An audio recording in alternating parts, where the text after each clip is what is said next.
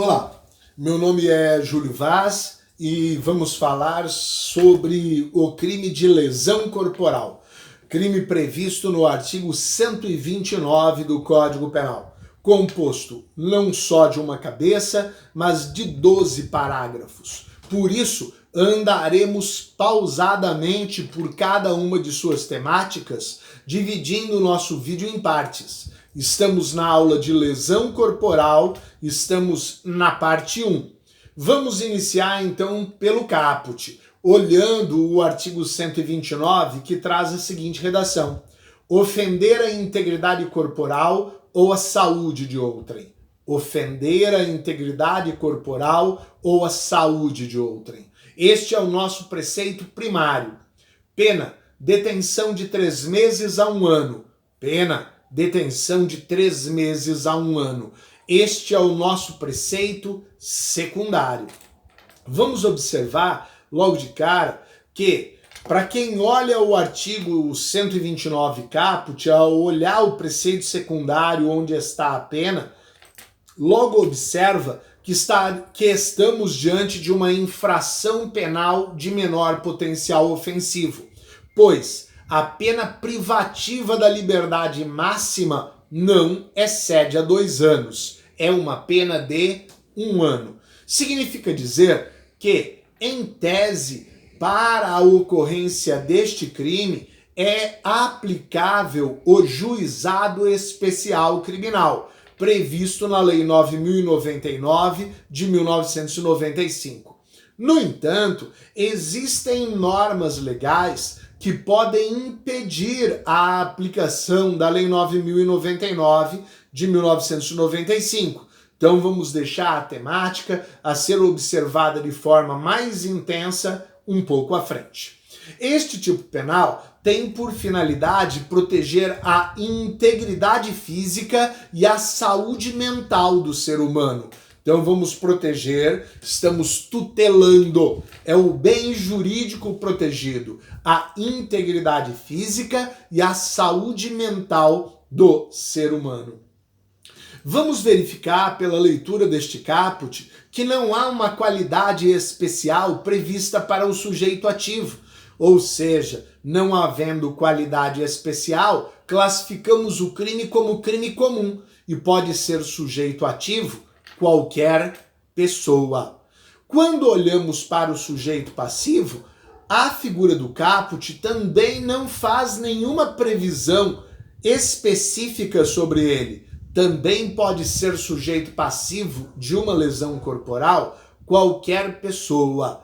Observamos que esse crime de lesão corporal aparece dentro de vários tipos penais, pois uma das hipóteses de violência é a lesão corporal. E os senhores têm vários crimes que trazem como elementares do tipo a violência física como necessária.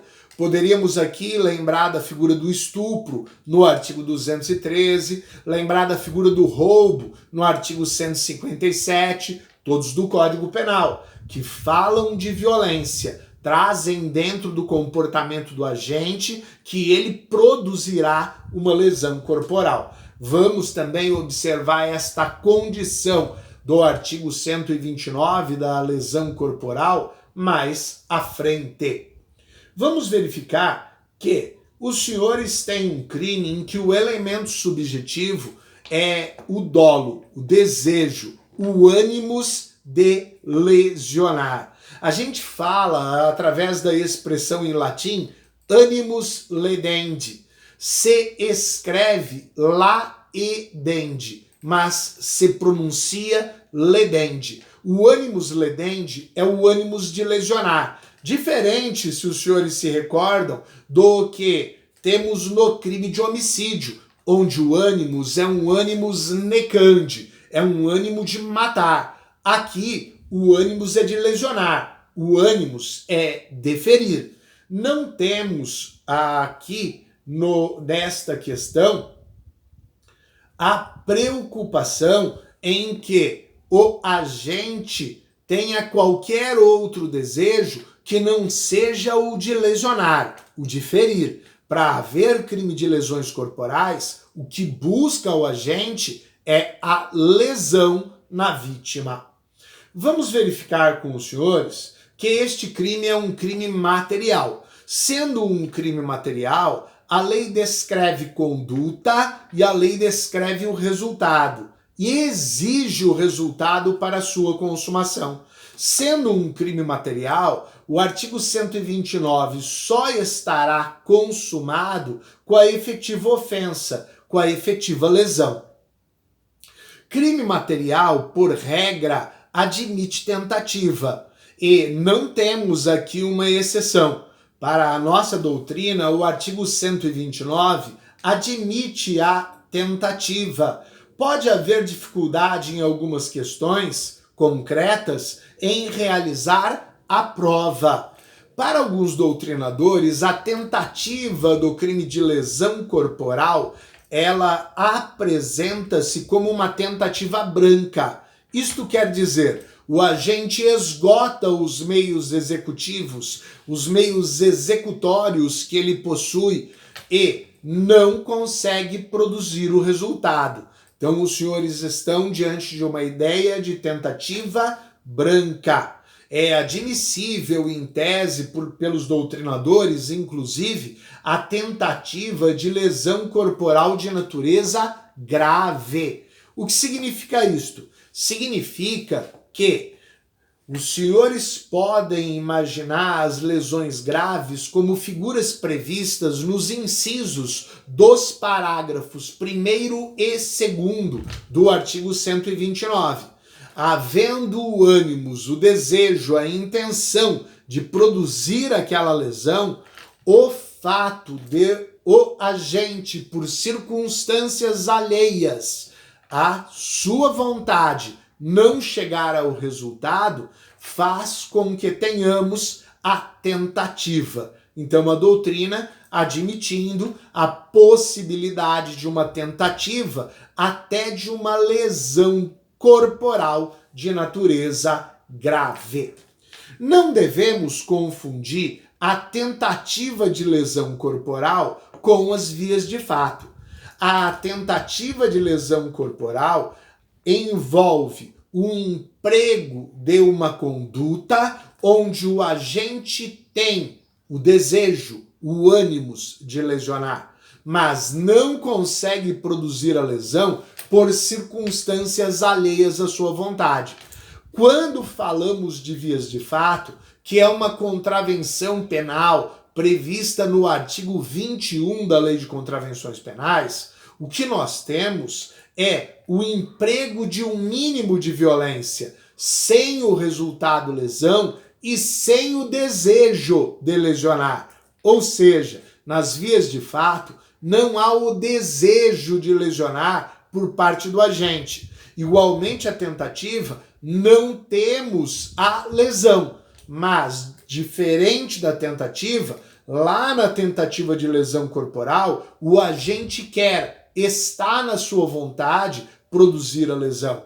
Nas vias de fato, o agente não quer produzir a lesão, não está na sua vontade a produção de uma lesão. Vamos observar ainda com os senhores, em relação a esta figura do caput do artigo 129, que nas hipóteses de lesão corporal levíssima, ou seja, como um arranhão, por exemplo, um pequeno arranhão provocado ao movimento de uma mão em que a unha acaba gerando este pequeno arranhão na vítima, tem sido, para algumas decisões, inclusive havendo um acórdão do Supremo Tribunal Federal, considerada prática de crime de bagatela, onde é adotado o princípio da insignificância. Talvez os senhores se recordem o princípio da insignificância, que tem como seu criador o Klaus Roxin, que vai observar toda vez que a conduta realizada gerar um dano ao bem jurídico protegido tão pequeno, tão insignificante, tão sem merecer a tutela estatal, que ela deverá ser desconsiderada. Não deverá ser aplicada a figura típica diante daquela situação de apenas uma pequena ou pequeníssima lesão. A gente vai observar que a gente, nesta figura do artigo 129 caput, encontra as lesões que a doutrina denomina de lesões corporais de natureza leve. Temos então aqui no caput a lesão corporal de natureza leve. Na ideia da lesão corporal de natureza leve, poderíamos dar exemplos, como a equimose, o hematoma, o edema traumático, o torcicolo traumático. Mas observe, estes exemplos, eles servem apenas por citação. Na verdade, quando quisermos estabelecer um conceito para a lesão corporal de natureza leve, nós buscaremos este conceito por exclusão. Como é isto? Ora, sabe-se que a lei brasileira colocou as lesões que a lei denomina de graves nos incisos dos parágrafos 1º e 2º do artigo 129. Então, por exclusão, há a pergunta: qual é a lesão corporal de natureza leve? A resposta: a lesão corporal de natureza leve é aquela que não está descrita nos incisos dos parágrafos 1º e 2º do artigo 129. Ou seja, respeitando-se o princípio da legalidade, para que uma lesão seja considerada grave, ela estará tipificada nos incisos do parágrafo 1º ou do parágrafo 2º do artigo 129. Se ela não estiver ali tipificada, por mais diferenciada que possamos achar aquela espécie de lesão, ela será uma lesão leve. Há ainda uma outra forma de falar este mesmo conceito. Nós temos a lei denominando, dando como nome iure sobre o parágrafo 1º, eu estendendo ao parágrafo 2º, o nome de lesão corporal de natureza grave. Então estão naqueles incisos dos dois parágrafos as lesões graves. No entanto, a doutrina, buscando diferenciar a ideia dos dois parágrafos, chama as lesões previstas nos incisos do parágrafo 1º de lesões graves e as previstas nos incisos do parágrafo 2º de lesões gravíssimas. Então podemos também construir o seguinte conceito de lesão leve. Considera-se lesão de natureza leve toda aquela lesão que não é uma lesão corporal de natureza grave ou gravíssima. Os senhores têm aí duas formas de reconhecer as lesões corporais de natureza leve. O caput do dispositivo também é chamado de lesão simples. Então, no caput, nessas lesões que não são graves ou gravíssimas, temos as lesões leves e, por regra, vamos aplicar o caput, que é a lesão simples. Podemos colocar algumas qualificações doutrinárias em relação à lesão corporal. Por exemplo, podemos falar que o crime de lesão corporal é um crime de forma livre, ou seja, a lei não estabelece a forma de realização da lesão corporal. Ela pode ser praticada por qualquer forma. Podemos observar que a lesão corporal é um crime instantâneo. Ele tem momento certo, momento determinado, momento preciso para a sua consumação. Quando ocorre a efetiva ofensa à efetiva lesão. Podemos ainda falar que o crime de lesão corporal é um crime de subsidiariedade implícita, ou seja, como dissemos, ele vai aparecer subsidiariamente em outros tipos penais. Já mencionado para os senhores a figura do estupro e da prática do roubo. E ele é de subsidiariedade implícita, porque ele não traz esta informação expressamente, mas ela aplica-se à figura do artigo 129.